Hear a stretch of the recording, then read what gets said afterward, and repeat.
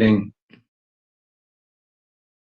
was actually trying to adjust the brightness because I realize my face is red in places, but honestly, it's a lot more red on the screen than it is in the mirror.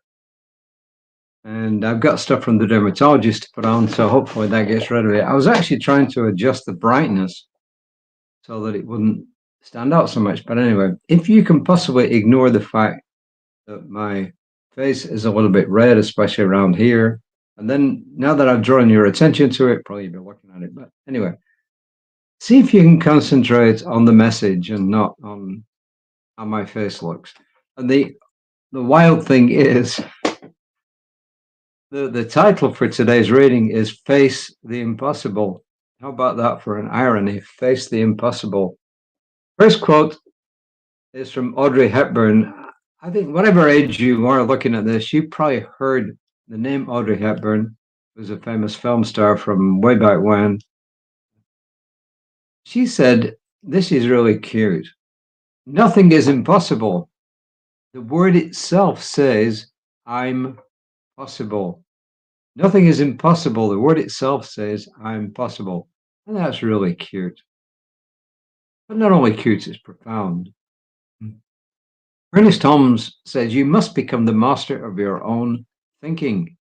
This is the only way you will realize freedom and joy. And that's in The Art of Life, page 23. And very similar to Jesus saying, the kingdom of heaven is within you. The Buddha is saying, look inside yourself for the answers. All saying exactly the same thing. And this is Rev Kelly, who says, there have been many times when I felt overwhelmed and couldn't see a way out. More times than I can count, actually. Living in fear and feeling trapped, frozen, unable to move, because every move seemed to have an even worse consequence. I saw only limited options, leading to despair rather than finding the inner grit to stretch beyond what was comfortable. Feeling like that for long periods is not living. It is barely surviving. She goes on to say, know this, we are always bigger than our problems. If you struggle to see how you are bigger, I first suggest exploring your spiritual beliefs. What are you made of? Is it this body and mind trying to create change, or is there a spiritual self that can be called upon? We are made of the same substance as spirit, capital S. Thus, we are larger than our problems. When we label something a problem, we judge it. What happens if we take the judgment out and see it for what it is? An outcome. Living life this way brought me to this point. What happens if I live my life in a different way? I say this not to diminish the horrible things that go on in the world, but rather to try to help each of us put our own lives in perspective, to provide an alternative way to view unwanted events in our lives. We must allow ourselves to see past our pain and misery and begin the forward-thinking process of creating our lives with purpose, intention, and motion. Yep, easier said than done.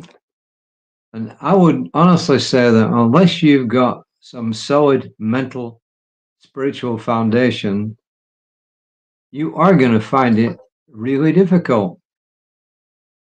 But if you've got that solid foundation, and we always keep coming back to the same things, don't we? If you have that solid foundation, if you have that belief in yourself, then what she's talking about, what Reverend Kelly is talking about, is doable.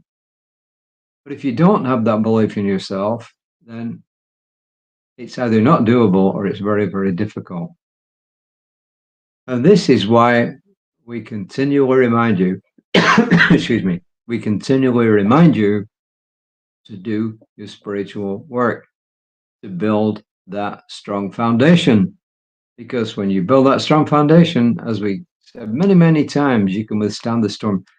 You know, we've seen examples of this in different ways recently. Houses that are built to be strong withstand hurricanes. Houses that are not built strong get blown down.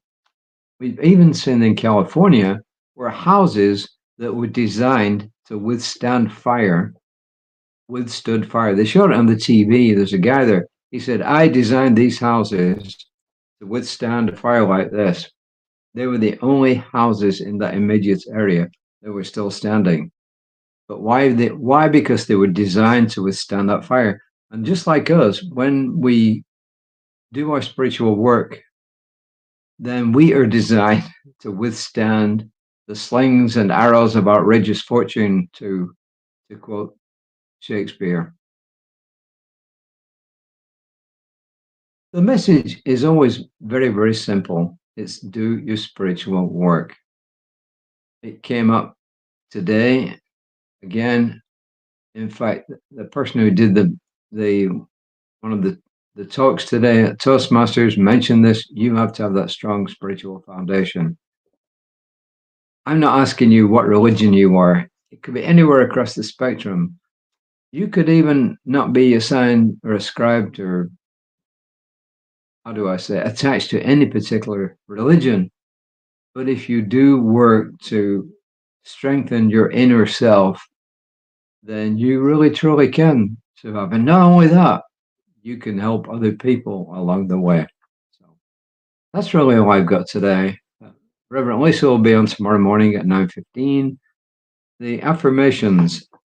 When anybody gives us an affirmation and it's more than one sentence, I change it to affirmations because I think there's two different ideas there. Same here today.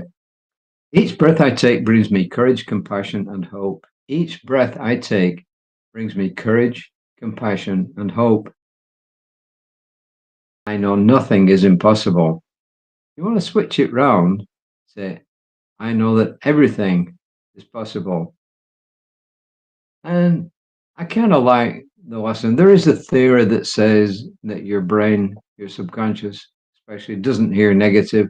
So if you say, I know nothing is impossible, then it doesn't hear that as nothing. I know, I know things are impossible. So when you say, I know everything is possible, then theoretically your subconscious mind hears that differently. Is it true? I don't know. I've not seen any studies on this, but I've been told it numerous times. And I can kind of see it, but as I said, I don't know if it's true. Hey, but whether it is or not, if you say, I know everything is possible, then get it right. So until next time, please take care. The weather's getting better down here. Unimaginable pictures all the way on the Gulf Coast from here, all the way right through to Florida. And if you are a praying person, pray for the people in California with the fires, pray for the people on the Gulf Coast here. Just pray for the world in general. We need it. We truly, truly need it. Just hold this world up to its highest good. I do. Until next time, namaste.